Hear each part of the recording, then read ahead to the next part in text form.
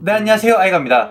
최근 삼성은 GOS 이슈 때문에 상당히 시끌시끌한데, 반면에 애플은 SE3 모델에 최신 바이오닉 칩셋 A15을 탑재하면서 상당히 좋은 모습을 보여주고 있는데요.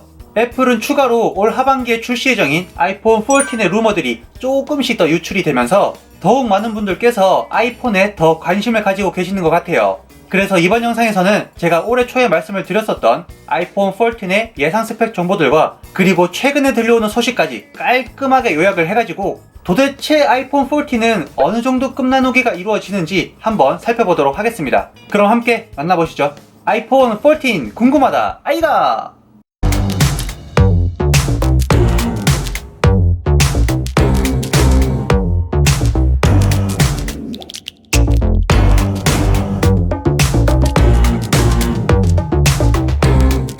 자, 그럼 먼저 기존에 유출되었던 아이폰 14의 루머들을 크게 세 가지로 정리를 해보면, 첫 번째는 유심카드 슬롯이 없는 eSIM 전용 모델로 출시될 가능성이 제기가 되었었습니다. 평소 우리가 사용하는 유심과는 달리 eSIM은 모바일 내부에 탑재가 되어 있고, eSIM의 특징으로는 스마트폰 한 대에 두 개의 번호를 사용할 수 있다는 큰 장점이 있지만, 올해 초 1월 이후 eSIM 관련 루머들이 거의 잠잠해진 것으로 보아 아이폰 14에 적용되는 것은 아마 미지수일 것 같습니다.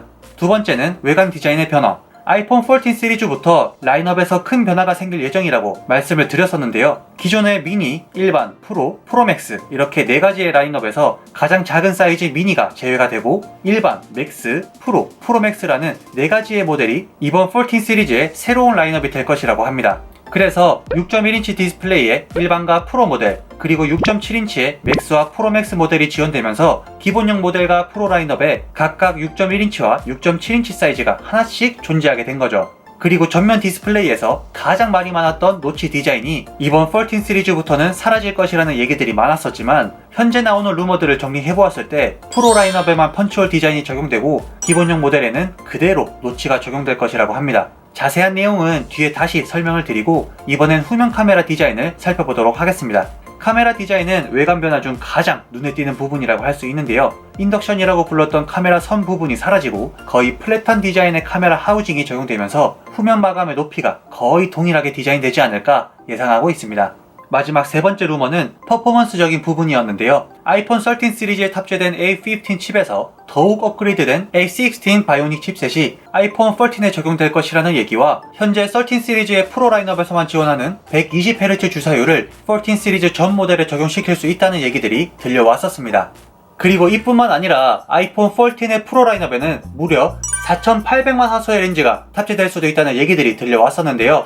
애플은 2015년에 출시한 아이폰 6s부터 작년 21년도에 출시한 아이폰 13 시리즈까지 무려 7년 동안 메인 카메라의 화소수를 1200만 화소로 유지하다 보니까 요 소식은 정말 반가운 소식이었던 거죠.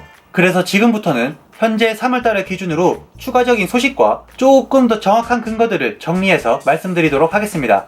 외관 디자인의 변화부터 말씀을 드릴 텐데요. 해외 유명 IT 팁스터 존 프로서의 정보에 따르면 이번 아이폰 14에는 아이폰 4에 적용이 되었던 둥근 모양의 볼륨 조절 버튼이 다시 적용이 될 수도 있다고 합니다.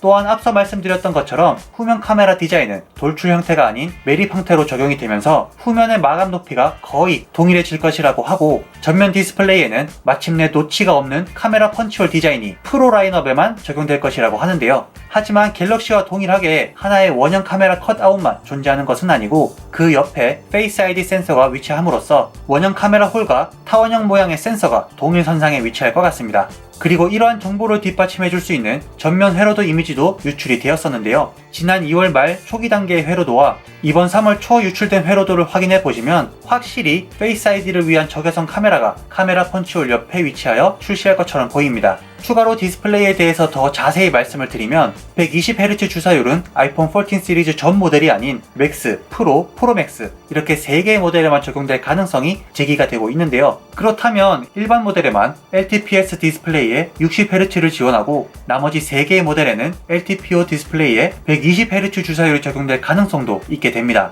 이번 14 시리즈부터는 미니가 없어지고 맥스라는 모델이 새롭게 생기는 만큼 프로 라인업과 동일한 주사율을 제공하면서 마케팅적인 효과를 조금 더 기대해 볼 수 있을 것 같은데요. 하지만 아직까지는 정확한 정보가 아니다 보니까 추후에 더욱 신빙성 있는 정보가 나오면 빠르게 공유해 드리도록 하겠습니다. 다음으로 살펴볼 부분은 아이폰 14의 A16 바이오닉 칩셋 탑재입니다. 기존에 들려오던 정보에 의하면 아이폰 14 시리즈에는 3나노미터 공정에서 제작된 바이오닉 칩셋을 탑재할 것이라는 얘기들이 있었지만 장기화되는 반도체 공급 문제로 인해 이번 아이폰 14의 3나노미터 공정은 무리이고 아마 4나노미터 공정의 A16 칩셋이 적용되지 않을까 예상들을 하고 있어요. 그래서 최근에는 기본형과 프로 라인업의 프로세서를 다르게 가져갈 수도 있다 라는 정보를 애플 전문 애널리스트 민치거가 얘기를 하면서 일반과 맥스 모델에는 A15 칩이, 프로와 프로맥스에는 새로운 A16 바이오닉 칩이 탑재될 가능성도 상당히 높아 보입니다. 그리고 램 용량은 14 시리즈 모두 6GB가 탑재될 것으로 보이지만 기본형에는 아이폰 13과 동일한 LTDDR4X 램을 탑재하는 반면 프로 라인업에는 더 빠르고 효율적인 LPDDR5 램을 탑재하면서 약간의 급 나누기가 또 이루어질 것처럼 보입니다. 그래서 지금까지 유출된 정보들을 요약해보면 이번 아이폰 14 시리즈는 어느 정도까지 급 나누기가 이루어질지 이 부분이 관건일 것 같은데요. 기본형과 프로 라인업에서 프로세서와 디스플레이, 그리고 펀치홀과 노치 등 어느 정도까지 급 나누기가 이루어질지 상당히 궁금하네요. 추가로 정보들이 들어오면 또 빠르게 알려드리도록 할 테니까요. 구독과 좋아요 한 번씩 눌러주시는 거 꼭 잊지 마시고 지금까지 시청해주셔서 감사합니다. 아이폰 14 궁금하다 아이가!